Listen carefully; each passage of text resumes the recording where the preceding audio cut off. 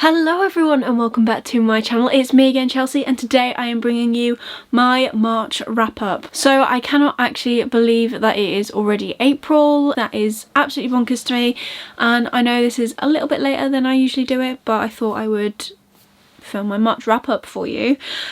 So in March I didn't massively have a set TBR. I had books I wanted to read and I didn't read a lot of those, but that's completely fine. I'm gonna try and do these in the order that I read them. So let's see if I can stick to that. So the first book that I managed to complete in the month of March was The Evercruel Kingdom by Rin Chapeko. I read this audibly because I found that when I was reading the first one I just couldn't get to grips with it. So I tried the audiobook for the first one and loved it. Loved the actors' voices because it is a cast recording. I think that's what it's called when it's multiple people, and I loved it. Now I found that the second book was lacking in something. I don't particularly know what, because I gave this 3 stars. I gave the first book 4 stars. I absolutely loved it. I feel like there was more action. I don't know what it was about this one that just didn't hit the mark for me, but it just wasn't there. So I wonder if the fact that I rated this 3 stars has anything to do with the fact that I read it audibly. I will plan to do a reread of both books physically now that I know that I do enjoy them another time, probably next year or something.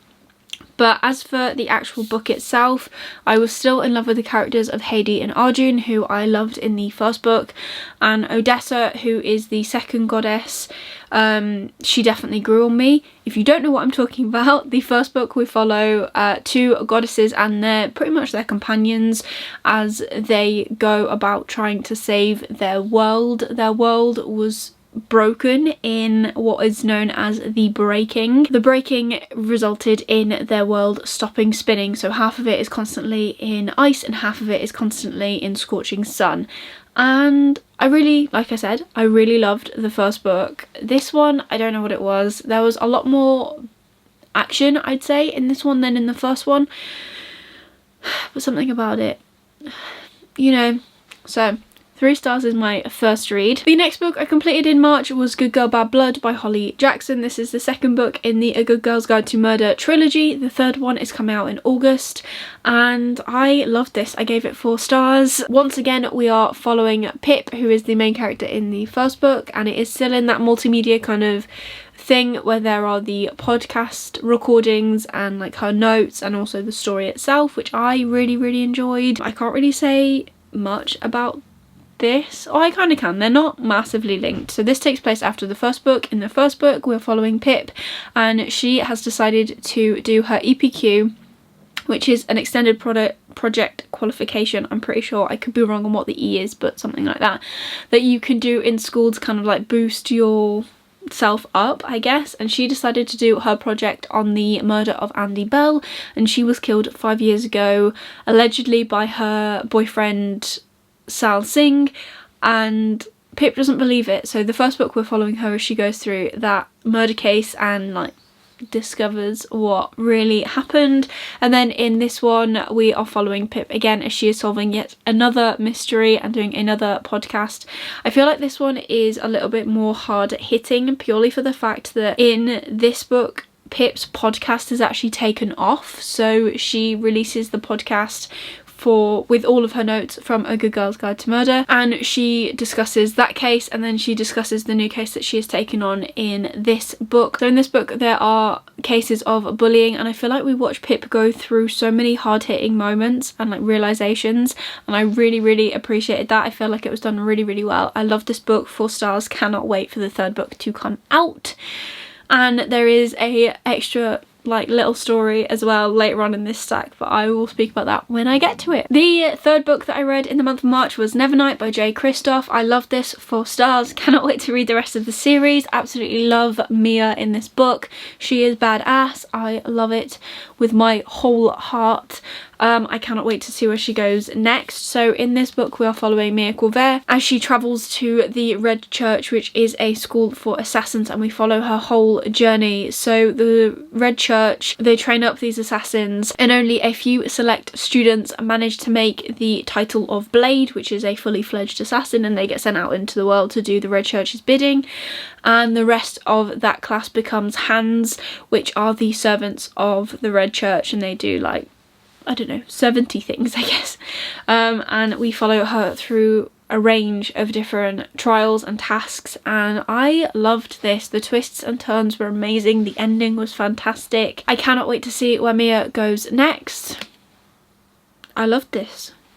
It was great. The rest of the books that are going to be in this wrap up are all books that I completed in the 48-hour book upathon that took place on the final weekend, I think, of March. So the first book for that is Three Dark Crowns by Kendar Blake.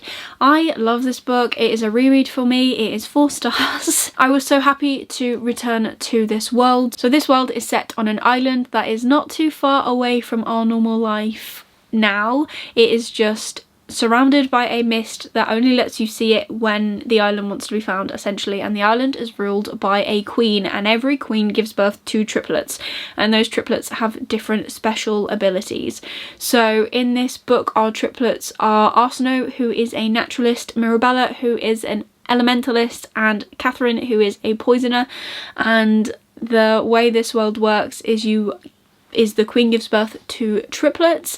She then goes to the mainland to live out her life with her king consort, and then the children are then raised by their respective people. So if you're a naturalist, you go to the naturalist community, so on and so forth. The other powers that queens can have is Oracle, so they can see into the future, and the War Gift, so they are obviously rather gifted at war and strategy, and they can control weapons pretty much with their mind. It's pretty cool. But yes, so we are following our 3 queens as they grow up, and when the queens turn 16, they enter the Ascension year. This is the year they are given in which to kill their sisters. Only one queen can survive, and they can use pretty much anything they want to murder each other. It's really interesting. I really rate this series. I feel like it's really underrated. I don't feel like a lot of people talk about it. I absolutely adore it. I cannot wait to get on to the rest of the series. Hopefully I'll be able to carry on later on in the year, but we shall see what comes up with the different prompts that I do. But yes, 4 stars, absolutely loved it, cannot wait to carry on. The next book is a graphic novel, and that is The Steel Prince by V.E. Schwab. It is a prequel to the Shades of Magic trilogy. In this we are following Maxim Merish, who is the king in the Dark Shade of Magic trilogy.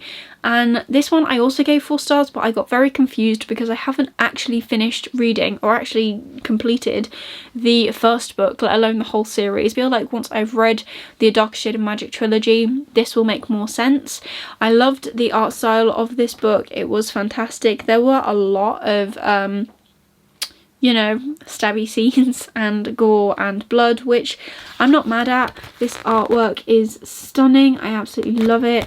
It's bright, it's colourful. I cannot wait to read the rest of the series and complete A Dark Shade of Magic. The next book that I completed in the book upathon was Killjoy by Holly Jackson. Like I said, there was a short story coming which is the prequel to A Good Girl's Guide to Murder. I loved this, 4 stars, fantastic. In this book we are following Pip before she chooses her EPQ topic, as her and her friends take part in a murder mystery dinner party, and it's amazing. I loved how this book was written. I loved watching how Pip's mind works, because it is how her mind works throughout the whole of the books, and it's awesome. I loved the ending, the way that she got really wrapped up in the murder mystery, and the ending, the way she tried to figure out the murder mystery answer, and it was just fantastic. Like, she's very clever. I absolutely loved it.